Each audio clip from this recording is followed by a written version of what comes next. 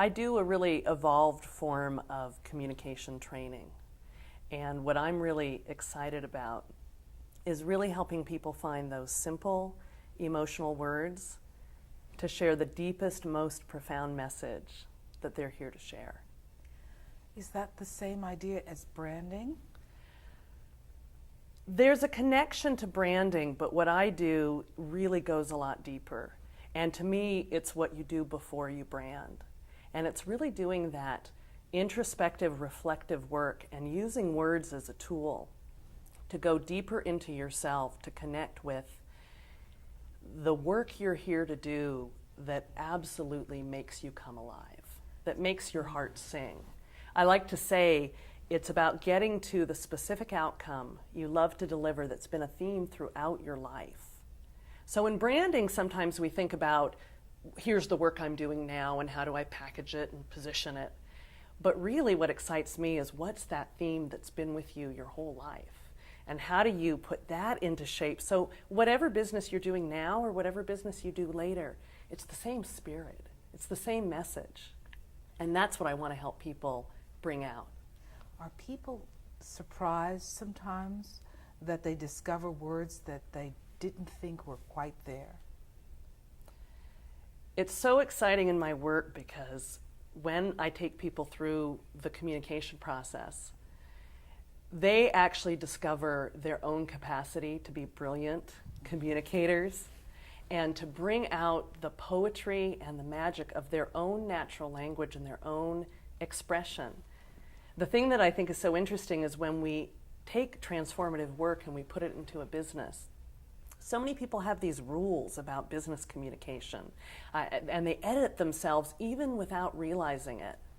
And when I work with them, suddenly they tap into the metaphors of their own life. They tap into the sensory language, the visual language, the sound language, the movement language that really makes this intangible thing they do become tangible and become real. So when someone hears it, instead of that gap or that blank look when you try to talk about something really deep and transformational, people go, oh, I want that, I want that. And I love it when people discover that they really can be brilliant with language. Who's a client for you? What kind of client is best for you? I work with people in what I call the helping, healing, and transformation business. That includes coaches, consultants, people who do workshops and workshop trainings, personal and spiritual growth.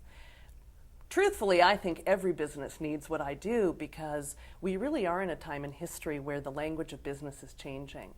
And the audience is becoming more and more sensitive to whether or not we're delivering a genuine message that they really can connect with emotionally. And we're seeing this even in commercials now, that the nature of the messages is changing. So I think everybody can use it, but I mostly work with people who really have something important to do here and who have a big message to share, but have been struggling or feel like it's an effort to put the right words together to connect with their audience. How do you work with someone? What happens when they come to see you first? Well, I work with people in a couple of different ways. I have teleclass-based communication trainings in small, intimate groups where we work in depth. I also have multimedia information products where if people want to get the basic information and approach. But the first thing I do with people is I really invite them to articulate what I call the true spirit of their work.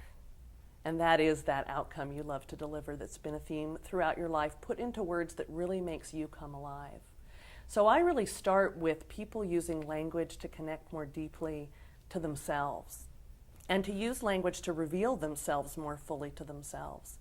And that's where people often surprise themselves by realizing that there is a much bigger story for them to tell than they've been giving themselves permission to share in the context of their business.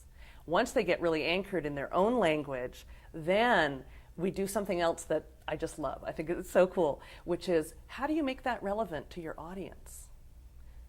How do you make a bridge between the things you're so passionate about and that you want to share and maybe the more practical, mundane needs that your audience is thinking about.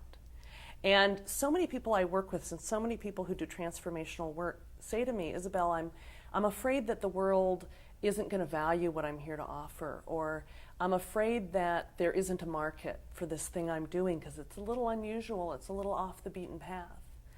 And really what I believe is when you make language your friend, you can always create a verbal connection between what people want and the thing you're doing that they may have never even considered before.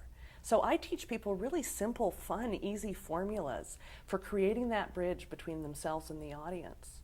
And once you're there, really the next step is to just put that language into everything you write and everything you speak so that you are always on message and you're always coming from that deepest place.